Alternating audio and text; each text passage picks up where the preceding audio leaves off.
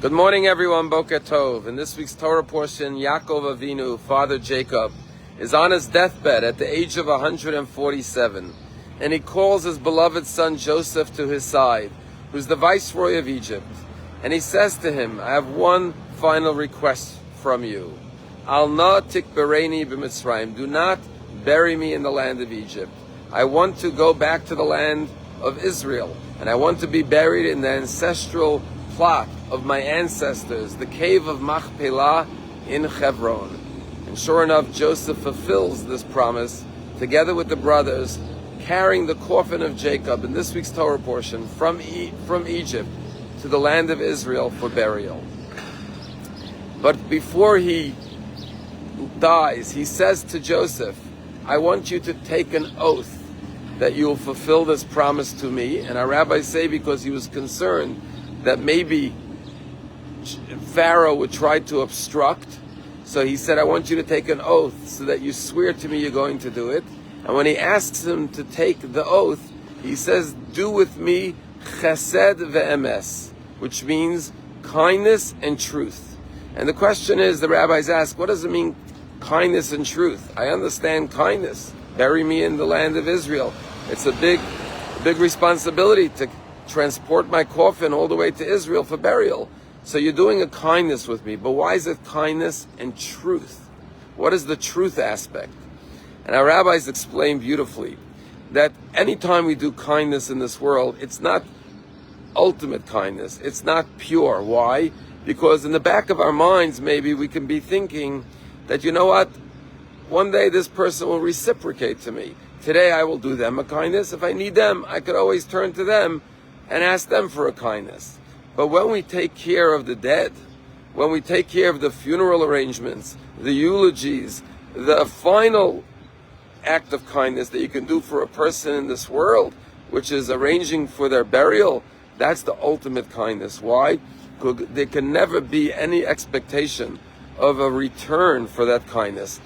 The performer of the good deed knows that the recipient will never be able to pay them back. And therefore, it's not just kindness, but it's kindness and truth. And until this day, there are Jewish societies in most Jewish communities called Chesed ve'emes. Chesed ve'emes societies are the societies of people who are dedicated to making sure that every single Jewish person can have a proper Jewish funeral. Unfortunately, today cremation has become popular. And unfortunately, cremation is forbidden under Jewish law. But many people do cremation because they don't have a better financial option. They can't afford a full funeral. So therefore, they opt for cremation because it's less expensive. But every community has a chesed shalemes, including at Palm Beach Synagogue. We have cemetery plots that the synagogue owns, but we have a section for anyone who cannot afford. We never refuse anyone a Jewish proper burial. And that's named after this week's Torah portion, Chesed ve'emes, to perform the ultimate act of kindness. But the truth is that God always repays kindness. One of the worst quotes that I despise is, no good deed goes unpunished. Actually, no good deed goes unrewarded.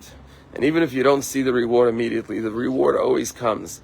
And sometimes many years later, and sometimes to your future descendants. But God, there's a Yiddish expression, Gott bleibt nicht kein Balchayv. God never remains in debt. He always pays his debts. Maybe the human being cannot thank you. And maybe the person doesn't appreciate what you did for them. But God always acknowledges your good deeds, and God always rewards them. There was a story told a number of years ago. There was a person traveling upstate New York, freezing cold winter weather, and it started snowing, and his car broke down, and it was dark. And he couldn't get his car going, it was snowing, and he didn't know what to do. Couldn't sleep in his car, it's too cold. He looks around, he doesn't know what to do. He sees a nursing home across the street. So he goes into the nursing home, he says to the manager, listen, my car broke down, maybe you could rent me a room in your nursing home so I could sleep tonight. The guy said, we're not a hotel. We don't rent rooms here. I'm sorry. He says, but I'm stuck here. It's too cold. What am I going to do? So the manager says, okay. He felt bad for him. He says, behind my office, I have a couch. If you want, you could sleep on the couch. He was so grateful. He got him comfortable, and he slept the night on the couch. In the morning, he got up to leave to go fix his car, figure out what to do.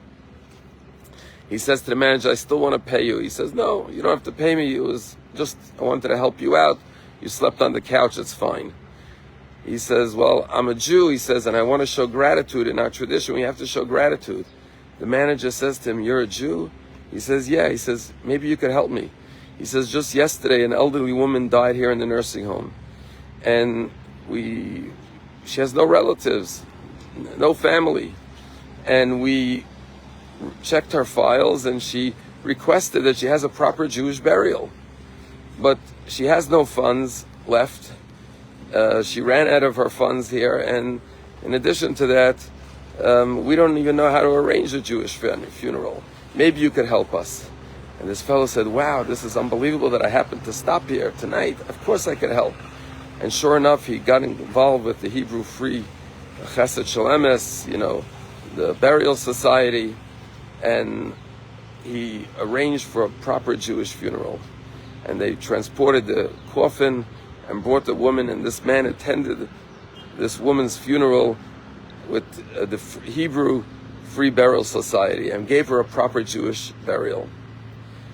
The director of this organization, of the Chesed Shalemes, that took care of this woman's funeral, comes over to the man afterwards and says, you're not going to believe this, but when we were preparing her burial, we looked up her name, and we found that 30 years ago, she once made a very large donation to our organization to help provide burials for people in need who cannot afford. And here now, some 30 years later, she is the recipient of the acts of kindness that she bestowed upon others. And so indeed, all of our kindness should be idealistic, altruistic, without any seeking of personal gain. But Hashem always rewards every person for their good deeds. Have a wonderful day.